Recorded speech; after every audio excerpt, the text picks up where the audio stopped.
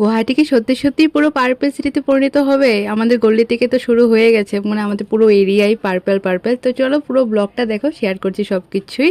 Hello everyone, welcome to my mini blog series. তো কালকে যেহেতু তোমাদের সাথে কোনো ব্লগ শেয়ার করা হয়নি, তাই ভাবলাম যে কালকের কিছু ক্লিপ আর আজকেরটা মিলিয়ে একটা ব্লগ শেয়ার করি। বানিয়ে রেডি হতে চলে গেছিলাম, ততক্ষণে ঠান্ডা হয়ে গেছে, বাস প্যাক করে এখন বেরিয়ে পড়বো। তো অফিসে কাল বহুত চাপ ছিল, মোটামুটি 4টা বেজে গেছে লাঞ্চ করতে যেতে যেতে। অ্যাকচুয়ালি মাথার মধ্যে বেশি কাজ নিয়ে লাঞ্চ করতে শান্তি পাওয়া যায় না, তো কাজটা শেষ করে খেয়েছি, সেটাই ভালো লেগেছে।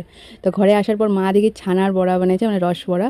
তো সত্যি খুব সফট আর টেস্টি হয়েছিল। এইটা দিয়েছে আমার ফ্রেন্ড, অনেকগুলোই দিয়েছিল, খেয়ে আমাদের দুটো আছে, খাবো এখন।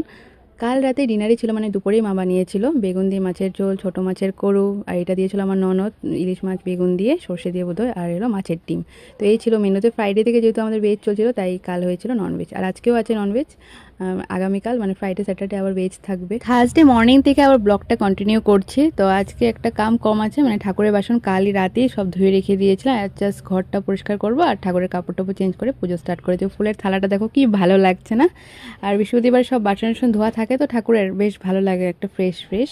তো অফিসের জন্য বেরিয়ে পড়েছি, আর লাঞ্চ টাইম লাঞ্চ করে একটু রেস্ট নিয়ে তারপর এই দেখো অফিসে প্ল্যান হলো মুড়ি মাখা খাওয়ার। যে সে মুড়ি মাখা না, আমের আচার দিয়ে মুড়ি মাখা। রাজু গেছিলো লাঞ্চ করতে, রাজুকে আবার ফোন করে বলে দেওয়া হয়েছে আমের আচার নিয়ে আসতে। রাজুর মার হাতের সেই টেস্টি আমের আচার, যে আমি কি মাখবো মুড়ি, আমার তো মুখে দিয়ে এমনি, মানে যাই হোক, এই পেঁয়াজ ফিয়াজ দিয়ে নুন দিয়ে সব দিয়ে ভালো করে মেখে তারপরে এই যে পুটলাও চলে এসেছে, সব রেডি করে তারপরে মানে মুড়ির মধ্যে দিই, না হলে তো মুড়িগুলো শুটা হয়ে যাবে।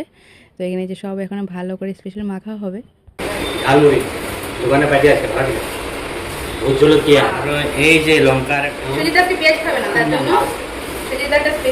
টাইমটা বেশ জমে গেছিলো চা দিয়ে মুড়ি মাখা, আর স্পেশালি আচারটার জন্য মুড়ি মাখাটা বেশি ভালো লেগেছে আজকে। হেমন্ত মামা তো বলেছে যে গুয়াহাটি নাকি পার্পল সিটি হবে, তাই বিষ্ণুপুরে কবে থেকেই দেখছিলাম হচ্ছে। কালে আমাদের আটগাঁও তো এখনো স্টার্ট হয়নি, মানে আমার যেখানে অফিস আছে। সকালে যখন যাই অফিসে তখন তো আমাদের গলি নর্মালি ছিল, যেটা ছিল আগের কালার। হঠাৎ আজ রাতে যখন আসি ব্যাগ দেখি পুরো পার্পল কালার হয়ে গেছে একদম। আমার বাবার দোকানের সামনে দেখো নারকেল গাছগুলো পার্পল হয়ে গেছে। মেইন রিজনটা কি পার্পল কালারের, হেমন্ত মামা কেন বলেছে আমি ঠিক জানি না, তোমরা যদি কেউ জানো প্লিজ কমেন্টে জানাবে। আমার মন্দিরের পিছন দেখো পুরো পার্পল।